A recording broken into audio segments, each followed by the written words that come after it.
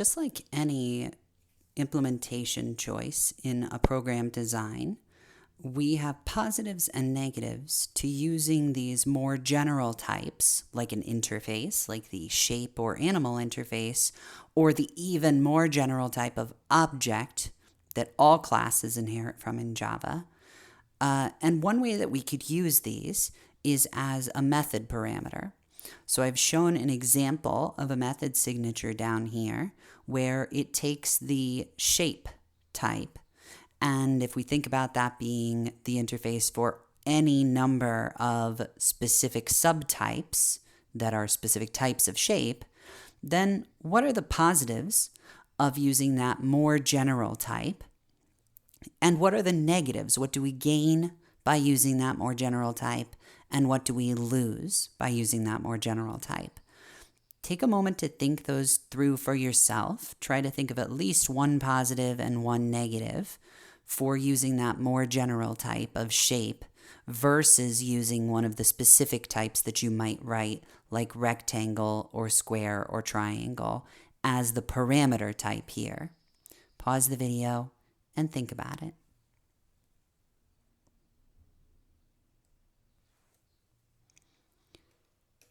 One thing that we gain that's very important is that the method can now take data of any of the subtypes as input.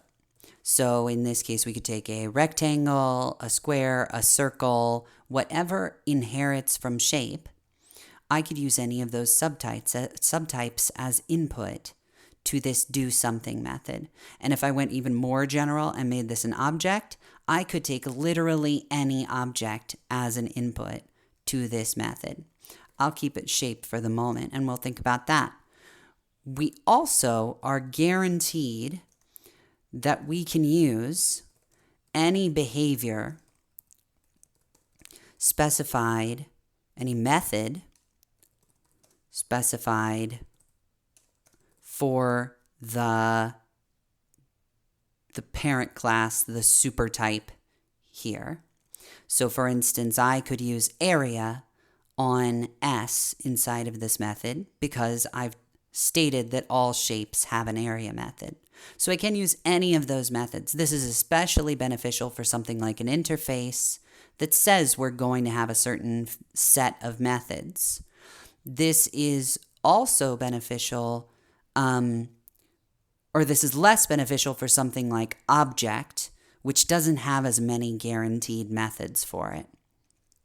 So that indicates something that we lose here.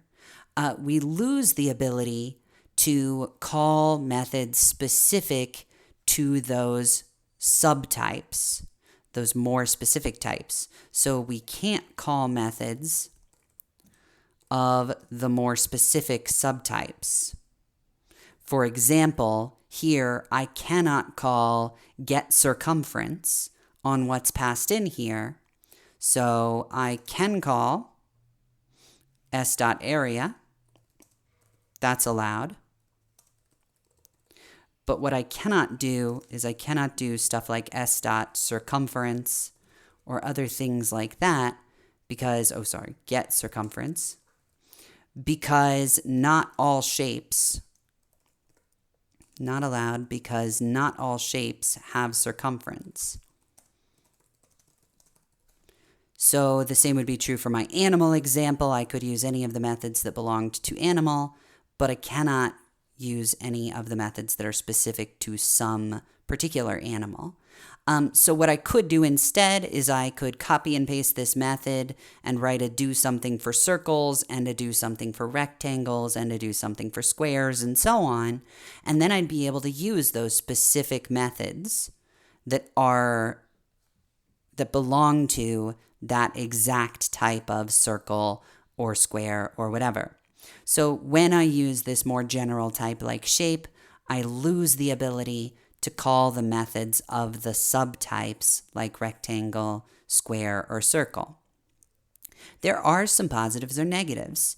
Another thing that we can sometimes gain, which I've mentioned before, is that I can do things to, for instance, an array of all shapes that exist in my program, new shape array of some size, I can do this sort of thing, create an array of all shapes, and then store in that array circles and rectangles and everything, and I could get the sum of all the areas of all of my shapes. Get, for instance, how much of my screen is filled up by shapes by adding up all of their areas. I could do things like that I can't do if I have a circle array. A circle array can only hold circles, but a shape array could hold circles, squares, anything that inherits from shape. So far, we've seen supertypes, more general types, that are only interfaces, or we've talked about the more general object class. It's worth noting that interfaces are one way that we can specify a more general type. Another more general type is to write a class. Let me fix the font on this. We can also extend classes. So far we've done, we can implement interfaces to guaranteed shared method signatures. We can also extend classes to get guaranteed specific behavior, to inherit specific method implementations, bodies.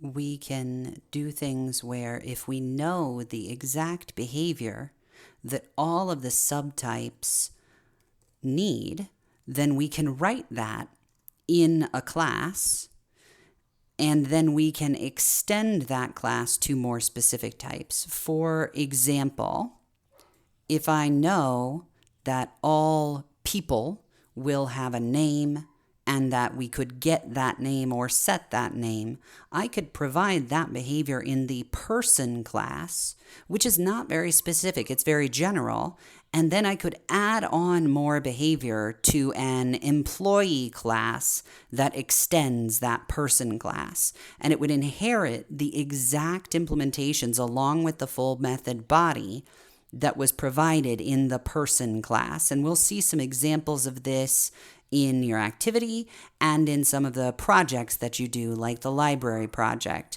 So bear these different parts in mind as you move forward to work on parts B and C of the interfaces activity.